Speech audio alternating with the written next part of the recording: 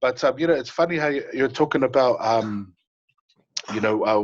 how do we deal with our emotions, and like for me, um, my thing is I've always if I'm dealt with something difficult, and I just suppress it. My thing is just to, so in part of suppressing it, I want to go do something. I want to go do an activity that's going to give me some kind of satisfaction, and give me that instant gratification that I need to feel good again. And having that led me down some dark paths in my youth. But yeah, like for me, suppressing is a massive thing, eh? And it can, but how do we get to a stage where we can sit in it, where we can sit in it, and then when it's time to come out and to talk about it, how do we do that in an effective way where we're not causing any harm to our loved ones or to our family and that. So, well, what do you reckon, Phil? Well, I reckon one of the first things is I've got. I tell myself, and this is why I work in rehab and all those sort of things. Is Mm, we all agree we've got something to learn. Hey, we're all learners. mm, So being open to learning something new yeah. about ourselves, it doesn't have to be, and then intentionally wanting. So we're motivated to actually want to understand and know. And then what I find is most people then start listening to the questions that are going on and thinking, oh, you know?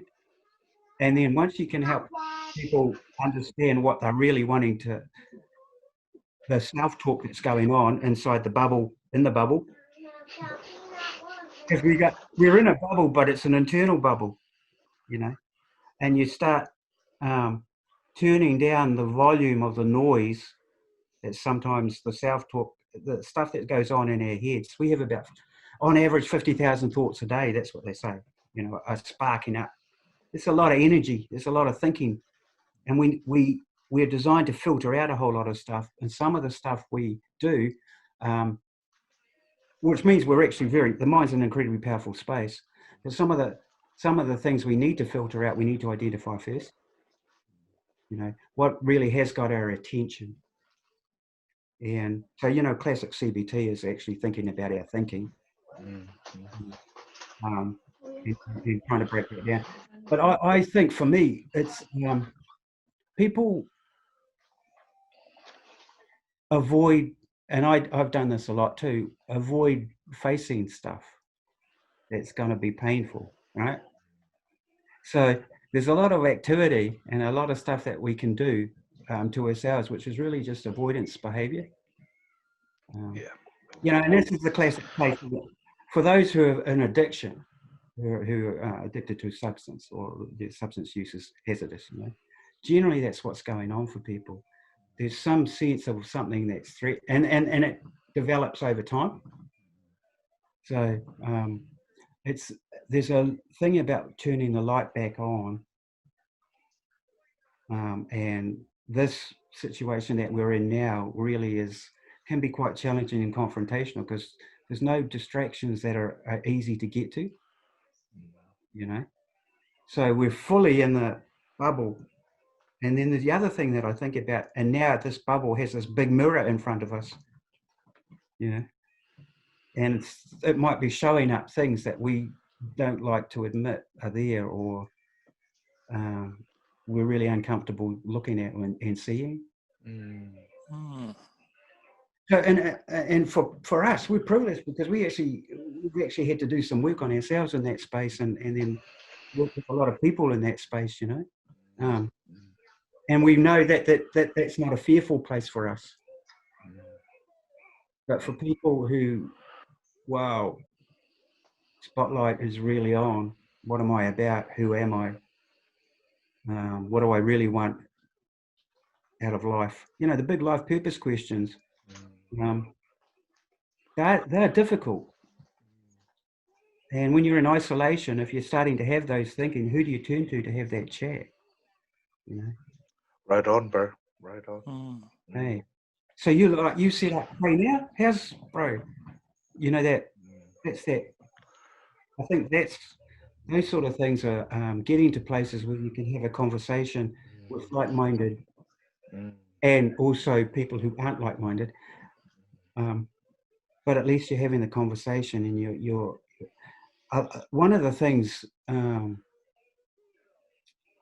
is to know, one of the big things around mental health, or I won't go into it in big detail, but one of the big things is when we lose a sense of control, that's manageable.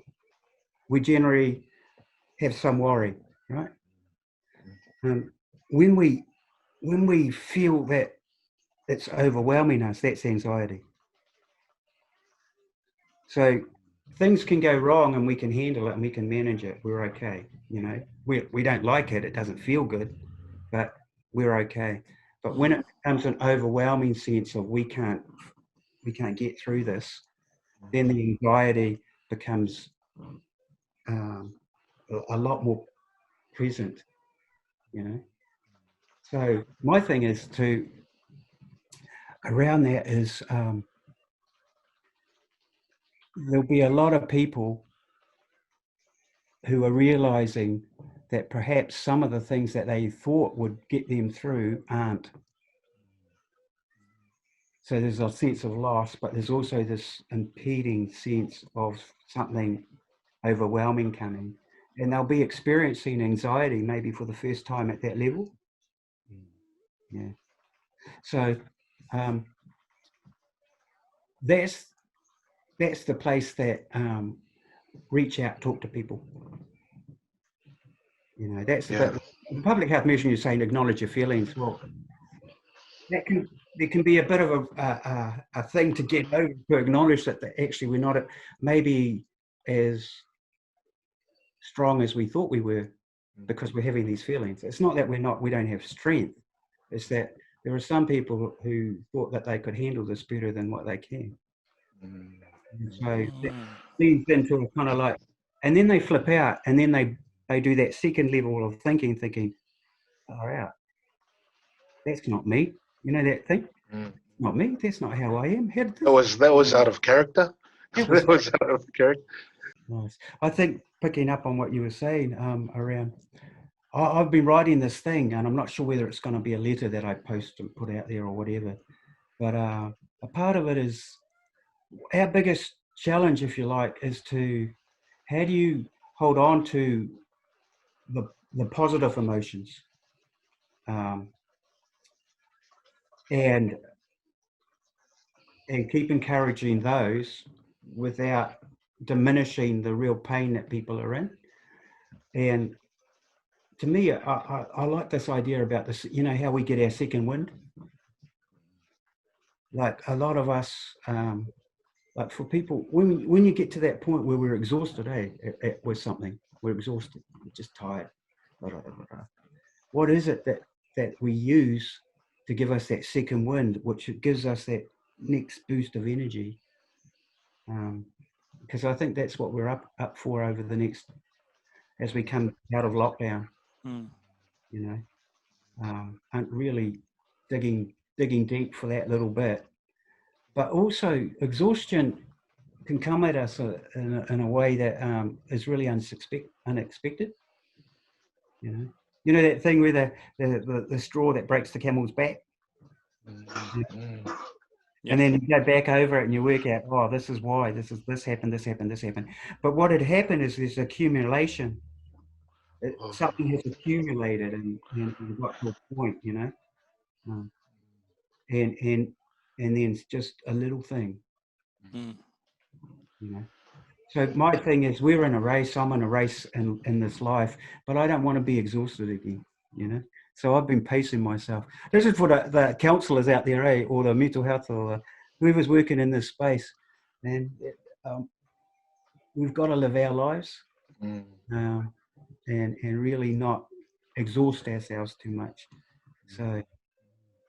And also, yeah, part of that, also just to lead on to what you're saying, bro, is we have to be mindful of ourselves, and take stock of where we are and mentally, emotionally, and that. And kind of like you, I went for a moment last week where I did something that was out of character, Oh, and I was in the dog box for a little bit. oh, But it was an accumulation of things that built up, mm, and I went back to my normal where I was repressing it, and then it just boom, and then I went, oh shucks, I actually did that. That was out of, yeah, it was but and the character, eh? it was out of character. So then I had to sit back and then break it down. Why did it happen? And what could I have done better? And work through that with my partner. But like this whole time is also a time where we are reflecting on ourselves and what we're doing, and whatever process we were doing before, we're questioning it. It's like, is Mm, this actually working? mm, And we're challenging. I'm finding that I'm challenging myself, and I'm challenging my beliefs in the way I'm doing things. Am I practicing what I'm I'm sharing with my clients, if you like? So yeah, it's a journey, bro. It's a journey, mm, and we're all susceptible to it, bro. Hey, we're all susceptible to it. And it's mm. one thing that I'm finding for myself. Mm. Yeah. I think the good thing, man, around that is we were talking earlier, eh, about um, people are being more attentive, Mm. and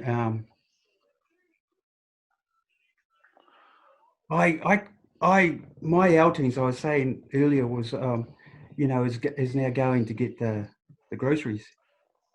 Okay, so and I find it really strange.